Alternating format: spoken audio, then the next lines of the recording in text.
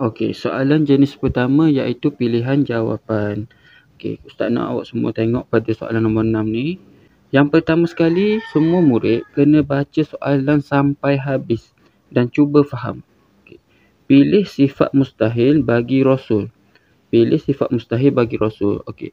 Kena bagi perhatian kepada kata kunci dia iaitu mustahil. Sesetengah murid dia akan baca cepat. Pilih sifat mustahil bagi Rasul, dia ingat soalan ni dia nak sifat bagi Rasul. Padahal dia nak yang mustahil. Jadi tips yang kedua, baca ke semua jawapan. Okay? Alif benar, B khianat, Jim sihat, D bijaksana. Okay. Apa yang mustahil bagi Rasul? Kalau kita tengok, perhatikan Alif, Jim dan Da ni semuanya adalah sifat-sifat yang positif ataupun sifat-sifat yang baik, kecuali Ba. Khianat ni adalah sifat yang tercela kan.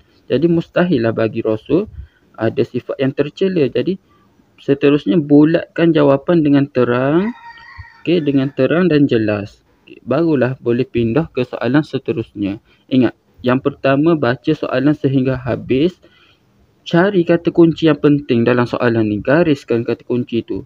Yang kedua, baca jawapan. Baca ke semua jawapan. Alif, Ba, Jim, Da, baca ke semua. Barulah cari jawapan yang betul.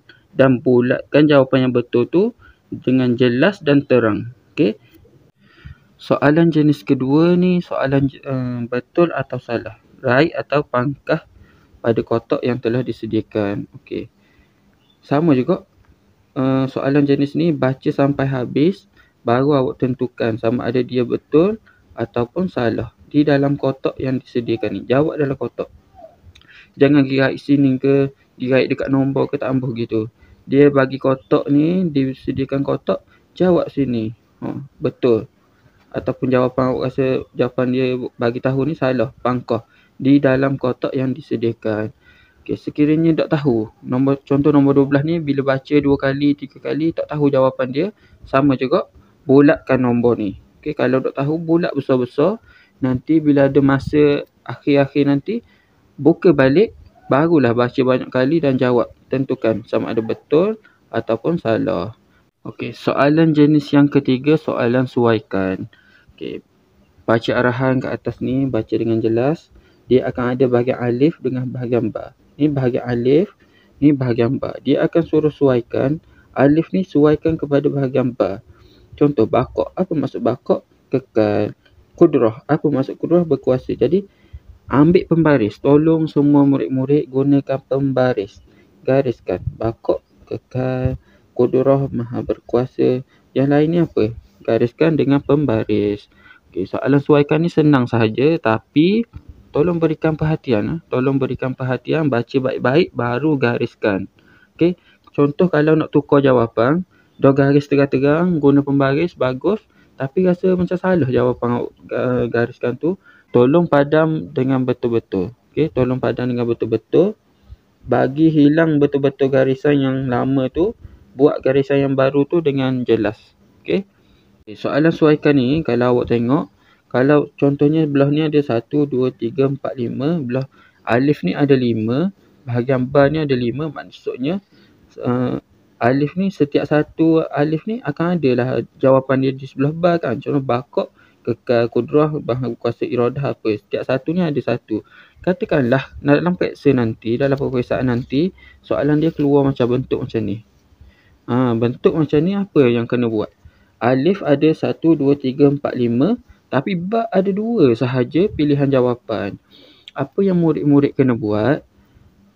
Murid-murid kena pastikan setiap soalan dalam alif ni, solat rawatib, solat asar, taubat, zuhur, witir, mesti digariskan salah satu daripada solat fardu ke solat sunat. Contoh solat rawatib, okay, katakanlah solat sunat. Solat asar, solat fardu. Solat taubat, sunat. Solat zuhur, solat fardu. Solat witir, solat sunat. Jadi, nampak tak? Solat 1, 2, 3. Ada 3 solat yang pergi kepada solat sunat. Ada 2 solat pergi kepada solat fardu. Okay? Kena cari jawapan dia. Sama ada salah satu ni. Solat fardu ataupun solat sunat. Okey, soalan jenis keempat iaitu isi tempat kosong. Isi tempat kosong maksudnya jawapan dah diberikan di atas. Okey.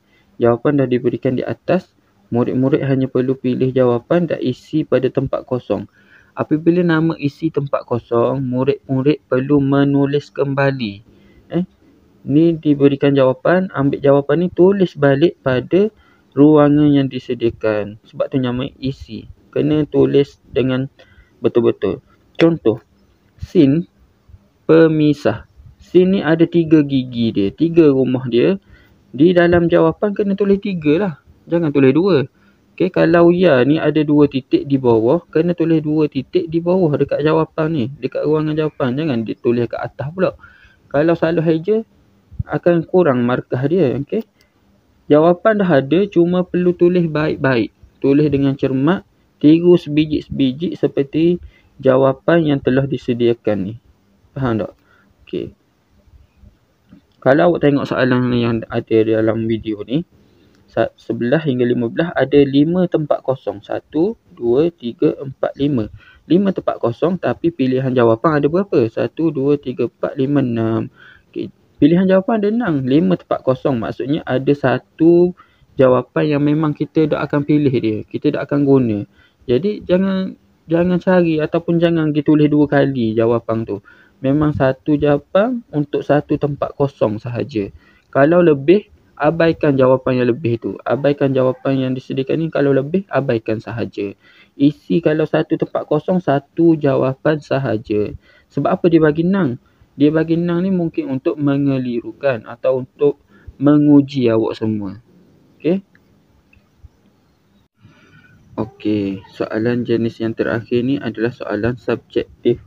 Iaitu murid-murid perlu menulis jawapan dalam ruangan yang disediakan ni dalam jawi. Okay. Jadi soalan ni sedikit susah sebabnya tak ada pilihan jawapan yang disediakan. Murid-murid perlu fikir sendiri dan tulis jawapan. Okay. Tips dia untuk menulis jawapan dia, jawapan yang ditulis tu jangan terlalu panjang. Contohnya, okay, soalan dia tuliskan 2 syarat sah solat fardu. Jangan pula awak tulis, awak tahu jawapan dia iaitu mengambil wuduk. Jangan awak tulis, kita perlu mengambil wuduk dengan sempurna. Apabila panjang jawapan awak, maka kemungkinan untuk awak salah eja tu makin banyak. Bila banyak salah eja, banyaklah kena potong markah kan. Jadi tulis yang cukup-cukup sahaja. Jangan terlalu ringkas pula. Contoh, jawapan dia awak perlu tulis mengambil wuduk. Syarat sah solat fardu mengambil wuduk. Okey, cukup 2 perkataan tu. Jangan pula terlalu ringkas. Awak tulis wuduk sahaja.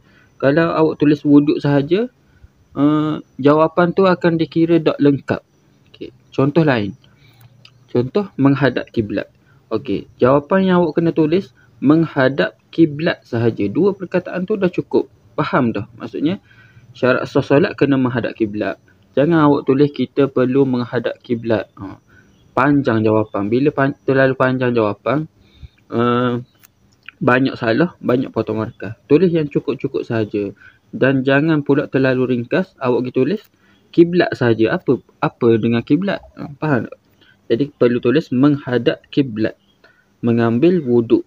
Okay, lagi, masuk waktu solat. Cukup jawapan tu dengan jawapan yang ringkas tetapi difahami. Okey.